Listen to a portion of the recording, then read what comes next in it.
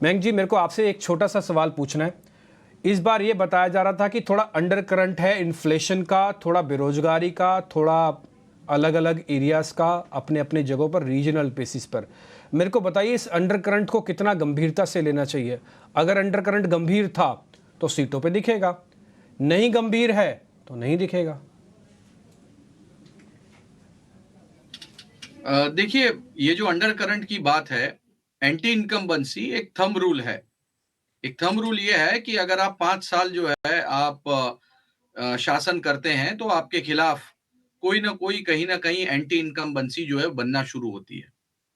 जब 5 साल से आपका शासन आगे बढ़ के 10 साल की ओर आगे बढ़ता है, तो उसी के साथ एंटी इनकम्बेंसी जो है वो डबल से थोड़ा और ज़्यादा बढ़ जाती है। और जब 3 बार कंसेक्यूटिवली आप शासन करते हैं, तो एंटी इनकम्बेंसी जो होती है वो सबसे हाईएस्ट पीक पर होती है। तो एक विषय है एंटी इनकम्बेंसी, दूसरा विषय है नाराजगी, सरकार से नाराजगी और उन लोगों की आकांक्षा और अपेक्षाएं पूरी न होना, जिन्होंने मौजूदा सरकार से कई सारी आस लगाए रखी थी। उसमें महंगाई का भी विषय आ जाता है, बिजली महंगी हो गई ये भी विषय आता है, एजुकेशन मेडिकल फैसिलिटी महंगी होना ये भी विषय आ जाता है। हालांकि सरकार ने इन सारी चीजों को कंट्रोल करने के लिए बहुत सारी सरकारी योजनाएं चलाई। इनमें से कई सारी सरकारी योजनाएं बहुत ज्यादा प्रभावी और असरकारक भी रही। इन योजनाओं के आधार पे अलग-अलग राज्यों में बीजेपी ने अच्छे खासे वोट बटोरे।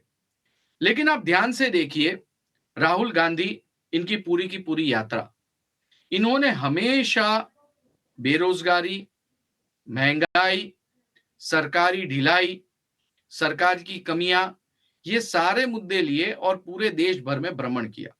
जो ऑपोजिशन होता है उसका ये काम है, उसकी ये जिम्मेदारी है। जब ऑपोजिशन में आदमी होता है तो उसे सड़क पर होना चाहिए, पब्लिक के साथ होना चाहिए, पब्लिक से बात करनी चाहिए और जन समर्थन बटोरना चाहिए।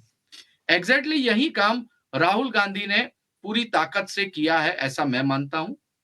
और जो आप ये बात कर रहे हैं कि क्या बीजेपी को महंगा पड़ेगा, तो हाँ, बीजेपी को महाराष्ट्र में महंगा पड़ेगा। महाराष्ट्र में बीजेपी की सीटें कम होंगी। जो हमने रिसर्च किया है और हमने जो पूरा डेटा इकट्ठा किया है, इस डेटा के माध्यम से हम ये बात को निश्चित तौर पर बता सकते हैं कि महाराष्ट्र में भारतीय जनता पार्टी को और महायुति को नुकसान हो रहा है और ये नुकसान क्लियरली विजिबल है। पिछली बार 48 में से 41 सीटें महाराष्ट्र में महायुति को मिली थी, यानी कि बीजेपी को, उद्धव ठाकरे की शिवसेना को। और अब की बार जो महायुति के पार्टनर्स चेंज हो गए हैं, यानी कि एकनाथ शिंदे आ चुके हैं और अजीत पवार आ चुके हैं, तब 41 सीटों का मिलना बहुत मुश्किल है। हमारा रिसर्च जो इन हाउस रिसर्च है वो ये बता रहा है कि बीजेपी यानी महायुति को लगभग 30 से 35 के आसपास सीटें मिल सकती है। सबसे बेहतरीन परिस्थिति में 36 सीटें मिल सकती है, उससे ज्यादा नहीं। और वहीं जो विपक्ष है, शरद पवार, उद्धव ठाकरे और उन्हीं के साथ में कांग्रेस पार्टी, उन्हें जो पिछली बार सिर्फ 7 सीटें मिली थी, वो अब बढ़कर 12 से best of the best performance 19 सीटों का होगा। तो ये जो है, इसे छोटा नुकसान नहीं समझना चाहिए। ये 20 से 25% सीट का नुकसान है और ये नुकसान आने वाले दिनों में एक बहुत बड़ा सुराग कर सकता है।